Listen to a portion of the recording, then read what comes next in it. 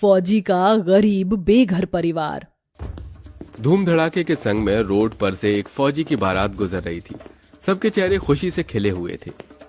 माँ माँ देखो, किसी फौजी की बारात जा रही है। माँ, तुम्हारी और पिताजी की शादी भी ऐसे हुई थी, बताओ ना मुझे। नन्हे से जय की इस बात ने संध्या के मन में उथल पुथल मचा कर रख दी। वो डबडबाई आंखों से डोली में बैठी दुल्हन को देखकर उसका अपार दुखों से भरा दिल उन सुनहरे दिनों में खो सा गया, जब इतनी ही धूमधाम से वो भी एक फौजी की दुल्हन बनी थी। बात उन दिनों की है, कुछ साल पहले, जहां बूढ़ी लक्ष्मी आंखें लगाए अपने फौजी बेटे के बॉर्डर से आने का रास्ता देख रही थी। तभी पति लखन कहते हैं, अरे लक्ष्मी, दोपहर हो गई है, कब तक बेटे की राह तकोगी? आ जाएगा अर्जुन। अरे ट्रेन लेट होगी इसलिए देर हो रही है। हाँ माँ, थोड़ा कुछ खा लो वरना शुगर बढ़ जाएगा। जब तक मेरा बेटा नहीं आता मैं नहीं खाऊंगी।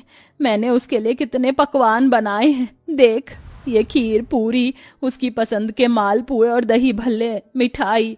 बस तू जल्दी से आ जा अर्जुन। तुम्हारा अर्जुन आ गया माँ। लक्ष्मी जैसे ही पलटकर देखती है तो उसका बेटा फौजी की वर्दी में सामने दरवाजे पर खड़ा होता है। बेटे को देखते ही लक्ष्मी की आंखों से झरझर आंसू बहने लगते हैं। तुझे देखने के लिए आंखें तरस गई थी, कितना इंतजार करवाता है हम सबको।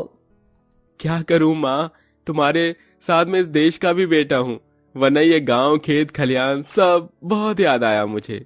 चल आजा, मैं तुझे अपने हाथों से खिलाऊंगी। लक्ष्मी अर्जुन को बिठाकर खिलाने लगती है। तभी दरवाजे पर मकान मालिक किराया मांगने धमक जाता है। आ गया बॉर्डर से अर्जुन। जी हंसमुखलाल जी, अभी अभी आया हूँ। चल तो मेरा किराया दे दे, तेरे इंतजार में था मैं। अरे वाह, पकवान बनाए हैं लक्ष्मी भाभी ने। पेटू मकान मालिक बिना पूछे सारे पकवान उठा लेता है। अर्जुन पैसे दे देता है। ये लीजिए आपके 3 महीने का किराया। चल ठीक है। अरे अब तो तू फौजी बन गया है, टाइम से मनी ऑर्डर भेज दिया कर, किराया मत रोका कर मेरा। मकान मालिक बकबकाकर चला जाता है। तभी जोरों की बरसात होने लगती है, जिससे घर की टूटी खिड़की और छत से बरसात का पानी सैलाब की तरह बहने लगता है। अरे नहीं अन्नू बिटिया, देख वो चूल्हे के पास की छत कितनी तेजी में चू रही है, बाल्टी लगा दे वरना चूल्हा भीग जाएगा। माँ, इस मकान मालिक ने अभी तक घर की छत नहीं ठीक कराई। मत पूछ बेटा, 1 नंबर का लालची और पेटू है ये हसमुख लाल। किराया मांगने टाइम से पहले आ जाता है लेकिन मरम्मत नहीं कराता। हाँ भैया, पता है इस बार जब आपने बॉर्डर से मनी ऑर्डर नहीं भेजा था तो बहुत बदसलूकी से बात की थी। भगवान न करे लेकिन कभी हम 2 महीने किराया नहीं दे पाए तो ये हमको बेघर ना कर दे। तेरा भाई अभी जिंदा है बहन, मेरे होते मेरा परिवार बेघर नहीं होगा। इस बार मैं पैसे कमाकर सबसे पहले अपना घर खरीदूंगा। इस बार मैं तुझको ऐसे नहीं जाने दूंगी। अर्जुन शादी करके जाएगा, तेरी सारी जिंदगी बॉर्डर की नौकरी में गुजरेगी, लेकिन मुझको तो पोता पोती खिलाना है।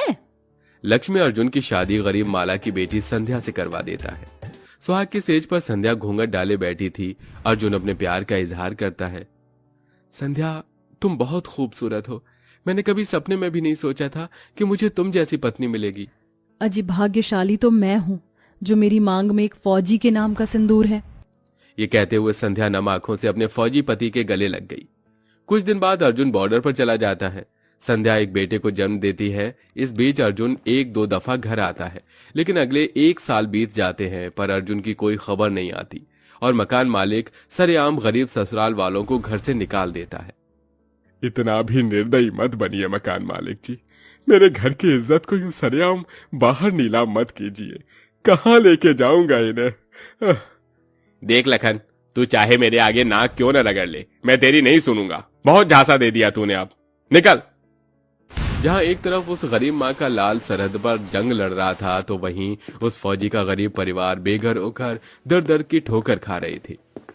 तभी मौसम खराब हो जाता है और तगड़ी बारिश होने लगती है।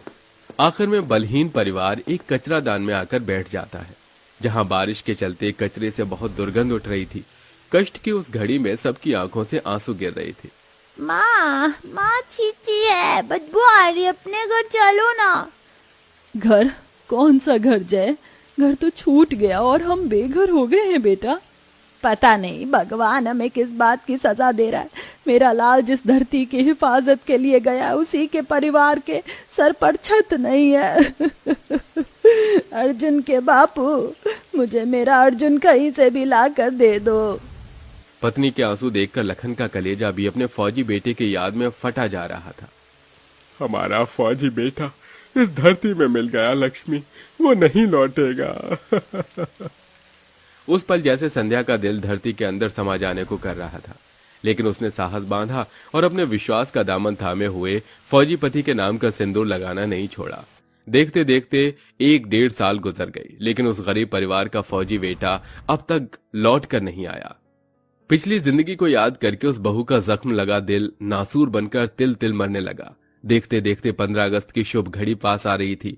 सड़कें सजने धजने लगी थीं और सड़कों से फौजियों की परेड निकलती है, जिसे देखकर बूढ़े माता पिता अपने फौजी बेटे को याद करके फूट फूट कर रोते हैं। ये लो लक्ष्मी, चूल्हा जलाने के लिए बड़ी दूर से पुआल काट कर लाया हूँ, इसे संभाल कर तंबू में रख दो। जी अनु बिटिया, ले जा इसे तंबू में रख दे। तंबू में जगह ही कहाँ है माँ, पूरी की पूरी तो रात भर बारिश में भीग गई है। कल ही कूड़ेदान को साफ किया था, आज गाड़ी वाले फिर से नया कचरा डाल गए। बड़ी दुर्गंध आ रही है। कब तक हम ये दुख उठाते रहेंगे? कहाँ सो रही है ये सरकार? क्या इन्हें एक फौजी के परिवार का हाल दिखाई नहीं देता कि हम किस तरह से नर्क भरी जिंदगी जी रहे हैं? अपने आंसुओं को पोंछ ले बिटिया, हमें तो खुद ही रोना है, खुद ही अपने आंसू पोंछना है। जब बेघर दर दर भटक रहे थे तब कोई सहारा नहीं बना, हम बेआसरों का, तो अब कौन आगे आएगा? कहते हुए दोनों माँ बेटी आंखों से आंसू बहते हुए कचरा बीनने लगती हैं। वहीं बहू सुबह का कूड़ा बेच कर आती है, तब जाकर उनके घर का चूल्हा जलता है। अगले आने वाले 15 अगस्त के दिन तक बहुत भारी बारिश होती है, जिससे उनके तंबू भी टूट जाते हैं और सब एक बार फिर से बेठिकाना हो जाते हैं। पूरी दुनिया 15 अगस्त की खुशियों में मगन थी। सड़कों से लोग कोई खाकी तो कोई खादी पहने आजाद भारत के नारे लगा रहे थे। वहीं उस फौजी का बेघर परिवार बेहद दुखों में था। काश कहीं से भी लौट कर मेरा बेटा आ जाता और मेरे सीने से लग जाता। तभी फौजी की वर्दी पहने सामान के साथ अर्जुन उन्हें ढूंढता हुआ वापस लौट कर आ जाता है। उसके शरीर पर कई घाव और आंखों में आंसू थे। माँ, पिताजी, छोटी, संध्या, कहाँ हो सब? देखो मैं आ गया। तभी किराए के उस मकान में बसा नया परिवार देखकर अर्जुन पूछता है, जी, यहाँ पर मेरा परिवार रहता था, कहाँ गए वो सब? अरे मुझको नहीं पता भाई, मुझे तो यह मकान खाली मिला था। हम पिछले 1.5 साल से रह रहे हैं। ये सुनकर अर्जुन को यह समझते देर नहीं लगती है कि मकान मालिक ने उसके परिवार को बेघर कर दिया है। वो भारी कदमों से उसके पास जाता है। हसमुखलाल, कहाँ है मेरे परिवार वाले? बोल। अरे मुझको नहीं पता, तेरे घर वालों ने किराया नहीं दिया, खाली झांसा देते थे, निकाल दिया मैंने। अरे कहाँ गए मेरे परिवार वाले? मुझको क्या पता, जाकर ढूंढ उन्हें। टूटा मन लिया अर्जुन फौजी के भेष में पागलों की तरह अपने परिवार को यहां से वहां ढूंढने लगा। वो दिन 15 अगस्त का था। हर तरफ तिरंगा लहरा रहा था। आखिर में वो टूटी दशा में एक जमीन पर बैठ गया। धरती माँ, मैंने इस देश की मिट्टी को तो बचा लिया, मगर मेरा परिवार न जाने कहां और किस हाल में होंगे। मुझे उनसे मिला दे माँ, मिला दे। तभी अर्जुन सड़क पर से झांकियां निकलते देखता है, जिसमें कुछ सेवाकर्ता झांकी में चल रहे बच्चों को बिस्किट बांट रहे थे, जिसके लालच में भूख से बिलखता जय भी उनके पीछे पीछे हो लेता है। अंकल अंकल, एक बिस्कुट मुझको भी दो ना। अंकल अंकल, दो ना। अरे ओ लड़के, चल हट, कितना गंदा है तू। सफेद पोश उस आदमी ने जय के बिखरे हुलिये के कारण धक्का दे दिया। बच्चा रो पड़ा। अपने बेटे को देखते अर्जुन ने उसे सीने से सटा लिया। जय, मेरा बेटा, पहचाना? मैं तेरा पापा। अरे दादाजी और दादी, माँ कहाँ है सब? हम सब बहुत गंदी जगह में रहते हैं पिताजी।